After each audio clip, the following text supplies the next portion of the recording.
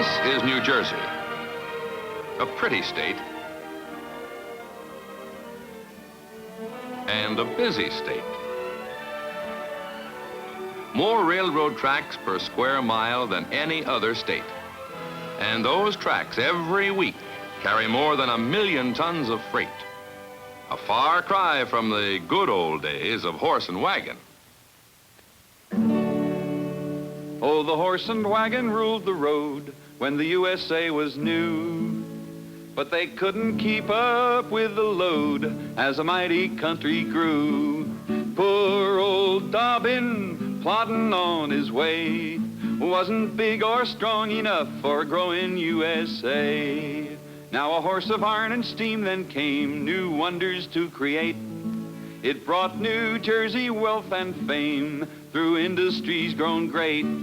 Locomotive, how we all need you to help our state keep growing great, and we know you need us too.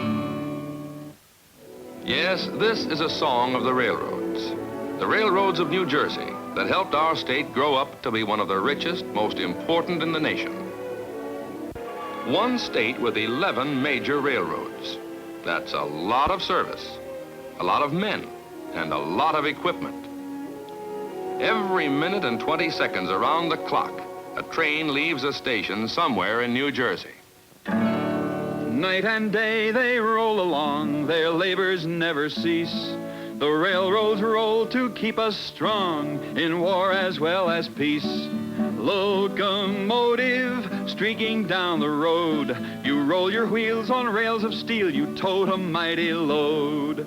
Distribute all the goods we make and bring us in return our meat and wheat for bread to bake and fuel for us to burn.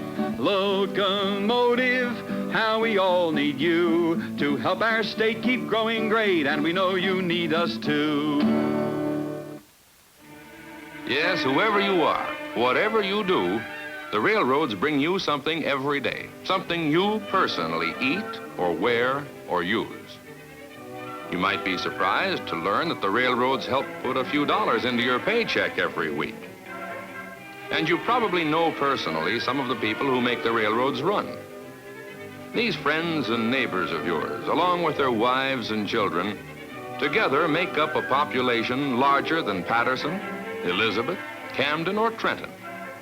You see, railroad town New Jersey is third largest in the state, with a population of almost 150,000. You won't find this town on the map because the railroad homes, 34,000 of them, are spread throughout the state. So are the bank deposits these families own, more than $91 million worth. And these citizens of Railroad Town create an additional 15,000 non-railroad jobs for people who work in 1,360 retail stores where railroad people spend their annual income of more than $120 million. Good pay? You bet it is. But as any businessman will realize, this big payroll is constructive use of railroad money. Not so constructive, even destructive, is yet another use of railroad money for taxes. Not ordinary taxes, but special taxes, excessive taxes, which weaken the railroads, as you will see. Now understand, the railroads have always wanted to meet their obligations, to pay their fair share. But in 1 year, the railroads paid the state of New Jersey an incredible tax bill. Incredible because it happened to be more than twice what they earned in the state for the whole year. In other words, New Jersey taxes swallowed up all of the railroad's $8 million earnings, plus an additional $10 million. And this situation goes on year after year. Now, you'll understand why these taxes are high when you know that mile for mile, the railroads in New Jersey pay more taxes than any other state in the Union. Over $9,500 per mile, more than 5 times the national average. Not only is this roadbed taxed, but also all other property the railroad owns. Take this rock pile, 33 empty, barren acres assessed at $600,000. The railroad that owned these rocks paid a tax of $1,000 per week. And when the railroad finally found a buyer, the rock pile sold for less than half of 1 year's taxes, some $20,000. Another interesting parcel. While it's largely sub-marginal and earned no money at all for the railroad that owned it, there was something about this land that made it worth close to $1 million in the tax assessor's eyes. The railroad paid a tax of $1,200 per week. The railroad tried to sell it, but nobody would buy it at any price with almost $1 million assessment built in. And so, to get out from under the heavy tax load, the railroad gave the land to the community. The community can't sell it either until the assessment is lowered. Thus, the land lies idle, producing no income and no taxes. Here's another example. An idle ferry slip. Still, the railroad that owns it pays a tax of over $35,000 a year for no income. Come on down and see some very unusual land, assessed at $87,000 an acre. This rich, moist soil lies way down below the ferry boats and costs the railroad $7,000 in taxes every year for every acre. Now take these few examples, multiply by hundreds of others, and what does it add up to? Simply this. For every dollar the railroads earn in the state of New Jersey, the railroads pay taxes of $1.67. That means a loss of 67 cents besides what they earn. Now understand, all the earnings within the state disappear in taxes. And then that extra 67 cents lost for every dollar earned within this state must be made up to pay New Jersey tax bills. And this most certainly affects you, because this kind of taxing puts a penalty on progress. Take the case of the moving stairs. It cost the railroad $195,000 to install this moving stairway in a New Jersey station. It was done strictly for passenger comfort and convenience. It produced no noticeable increase in revenue, but it did produce a tax increase. $6,300 a year more in the property tax of this station. And so, where progress is penalized, where all earnings must go for taxes, progress is slower.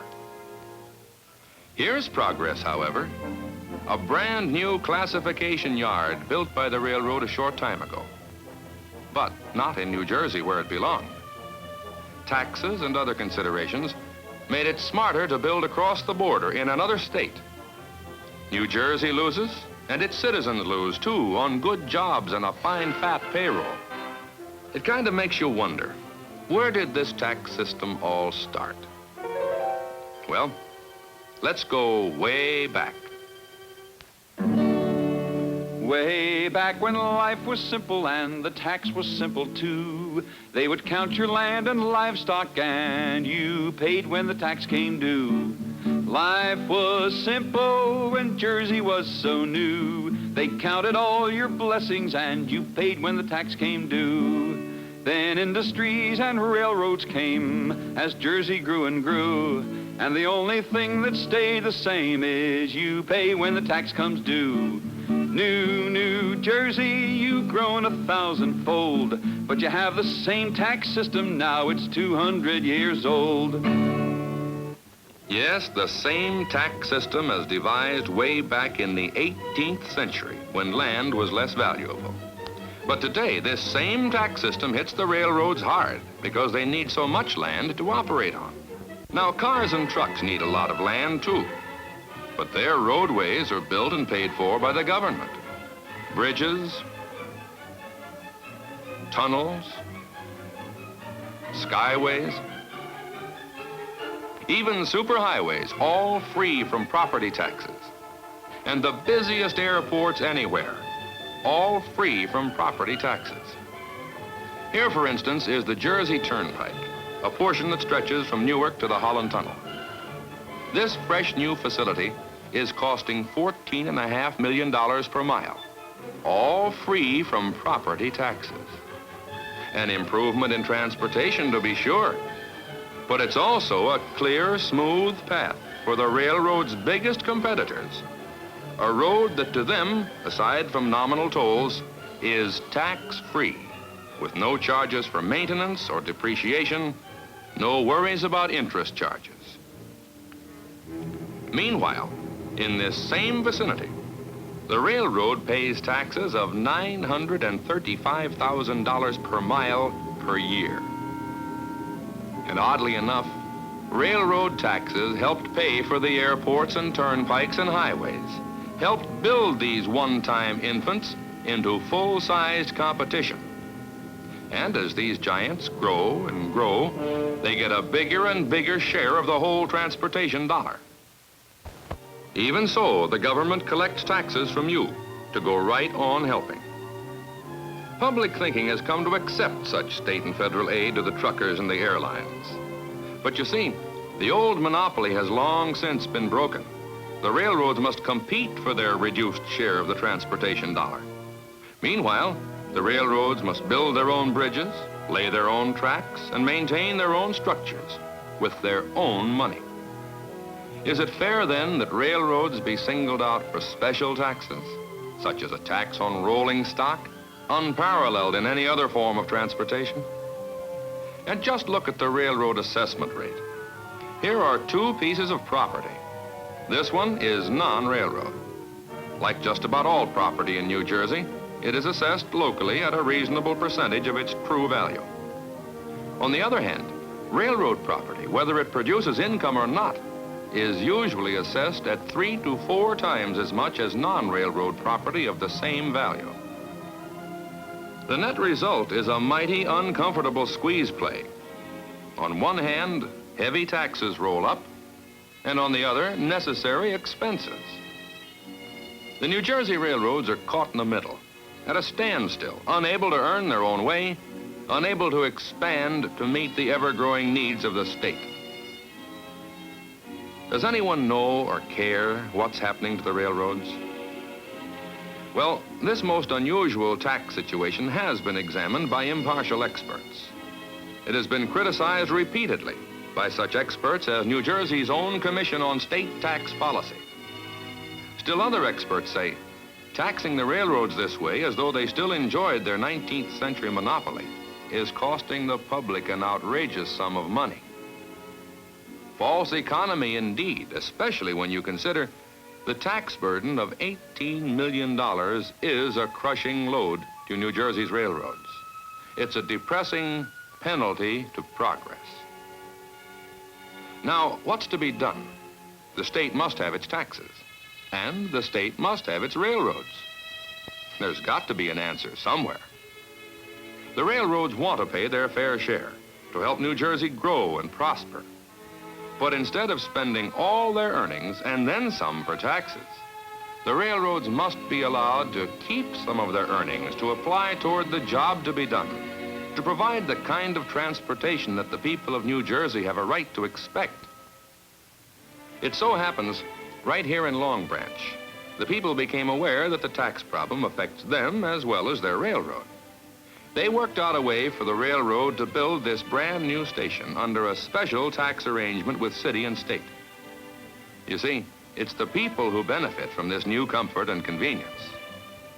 A small dent, to be sure, in the railroad's big, big tax problem. But at least it's a beginning. Folks are beginning to realize the railroads are necessary to their well-being, vital to the well-being of their state. And the railroads have been weakened to the danger point by an unfair tax situation, a problem that grows more serious every day. You can help, merely by being a well-informed citizen of New Jersey, by knowing and speaking your mind about what you think is fair play in your state. Locomotive, how we all need you to keep our state still growing great, and we know you need us too. Locomotive, how we all need you to keep our state still growing great, and we know you need us too.